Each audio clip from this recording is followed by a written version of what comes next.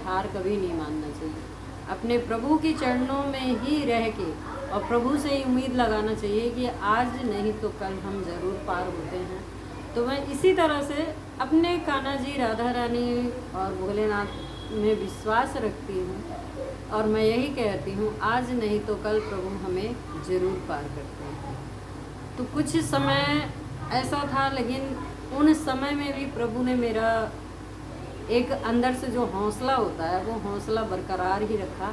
और कहीं ना कहीं प्रभु ने, जो मैंने प्रभु से उम्मीद लगाई थी, सब कुछ लगाया था, मेरे प्रभु ने मुझे पार करा। तो मैं यही कहती हूँ, सब सारे भक्त जो दिल से प्रभु से प्रेम करते हैं, प्रभु के चरणों में रहते हैं, तो इंसान से कहते हैं ना कि हार और जीत कोई मतलब नहीं होता है। अगर जीतना है तो अपने प्रभु के चरणों में ही रह करके, और प्रभु आपको ऐसी जीत दिलाएंगे जिसकी आप कल्पना भी नहीं कर सकते हैं। कभी कहते हैं ना कि कभी इंसान से मत आप उम्मीद लगाओ कि इसकी वजह से हम जीत जाएंगे। नहीं, किसकी वजह से जीतेंगे तो परमात्मा की वजह से, नहीं तो हम जीत नहीं सकते हैं।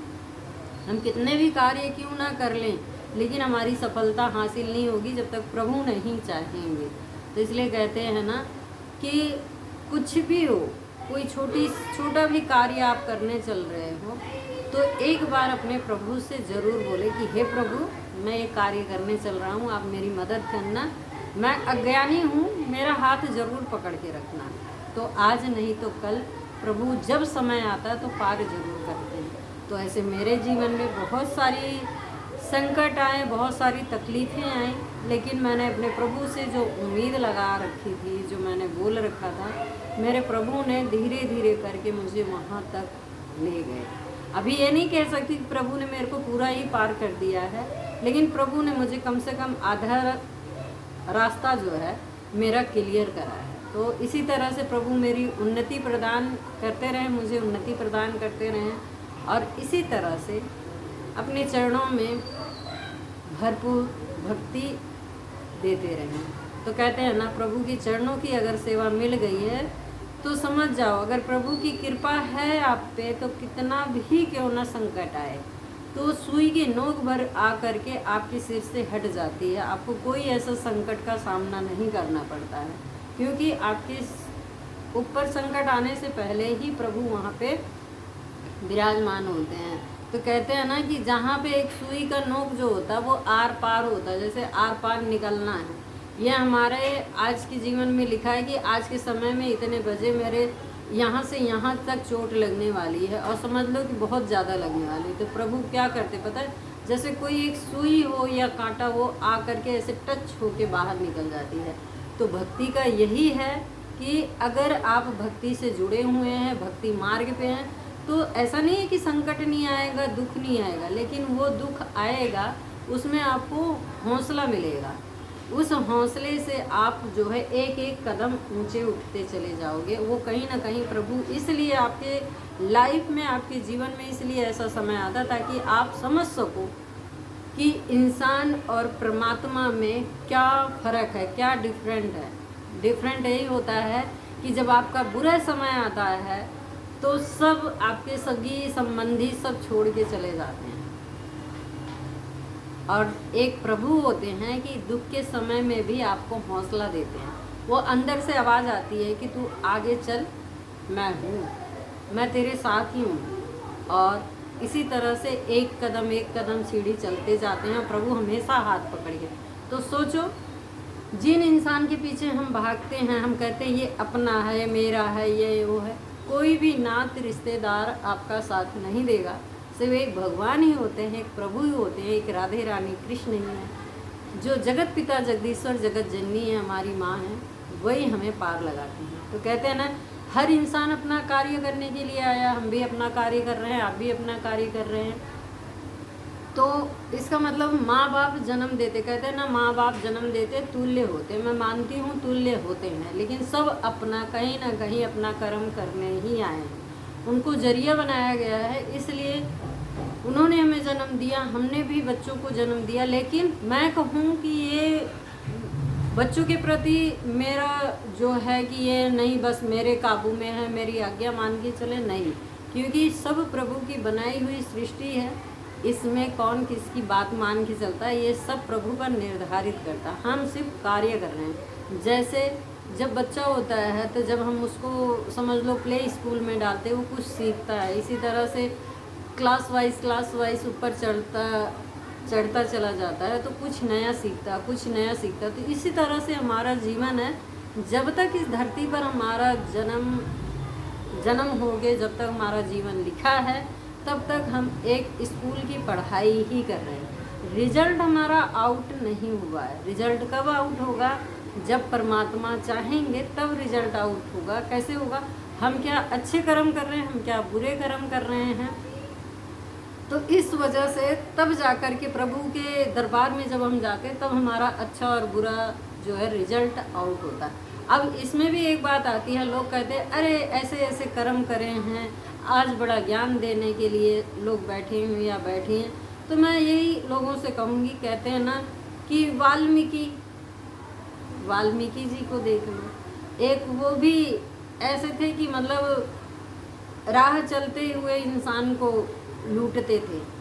एक निषाद राज को देख लो, मार काट के अलावा उनके पास और कोई साधन नहीं होता था। मार काट लूटना, इतना पापी इंसान थे, लेकिन प्रभु की कृपा कहाँ प्राप्त हुई?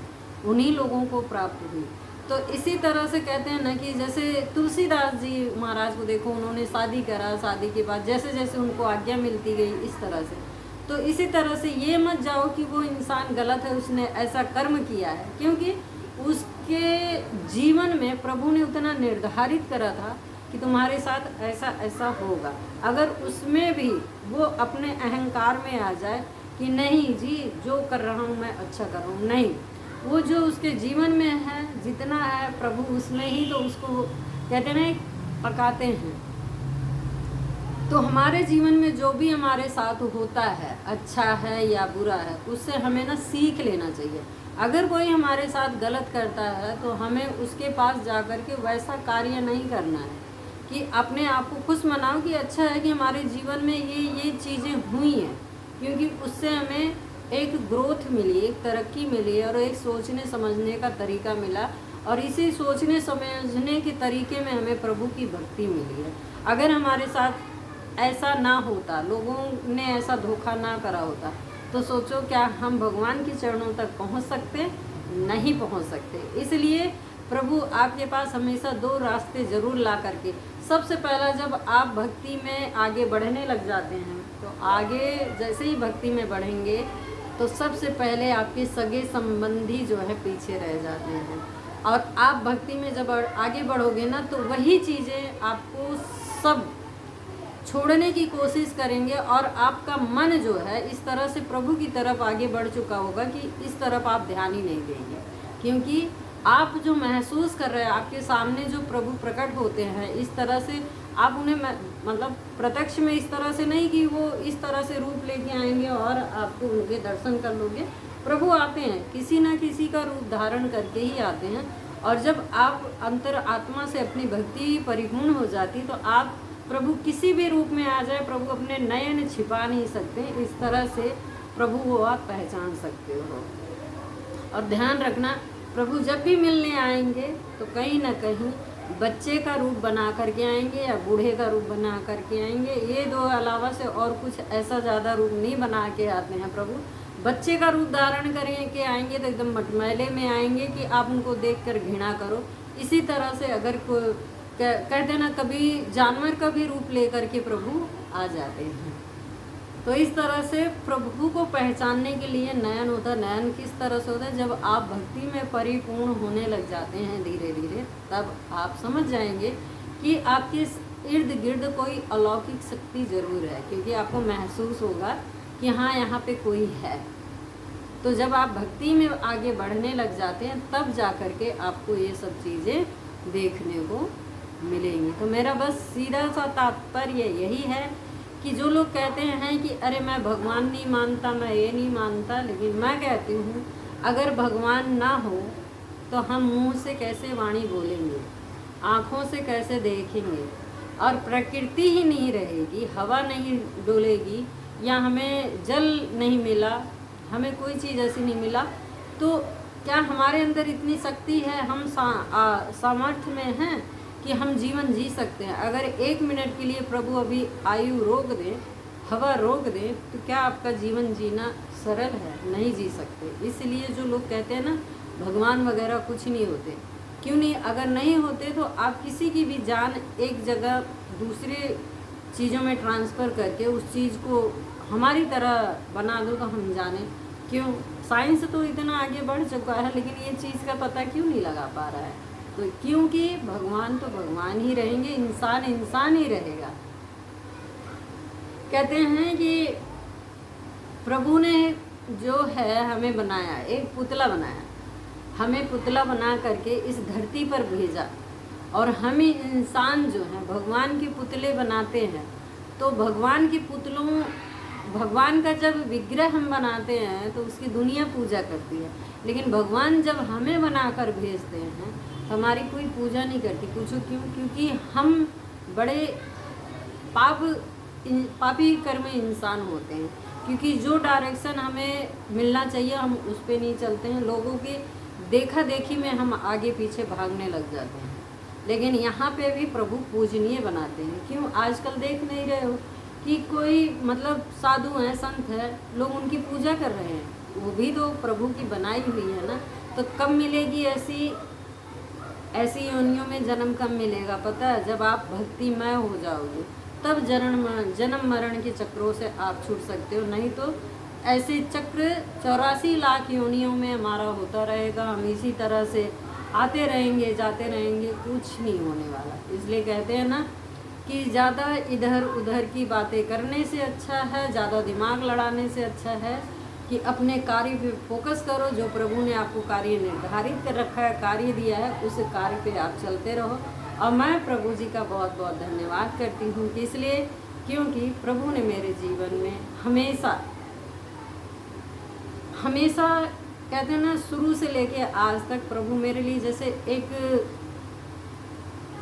जैसे मैं लड़खड़ाने की भी कोशिश करती हूँ तो प्रभु मेरे हाथ पकड़ लेते हैं, और मुझे आभास भी होता है कि मेरे प्रभु जो किया है मेरे प्रभु ने ही किया। तो इसी तरह से आप लोग लाइव वीडियो हो गया है या सब्सक्राइब जिन लोगों ने करा है, और मैं कहती हूँ जब मैं लाइव आया करूँ तो प्लीज़ इसी तरह से लाइव वीडियो भी ज्वाइन किया करें। अभी तो मैं वीडियो डाल रही हूँ, तो आज तो ये प्रभु के प्रति चर्चा थी, तो आगे इसी तरह से प्रभु की बातें करेंगे। तब तक के लिए आप लोगों का बहुत बहुत धन्यवाद। जय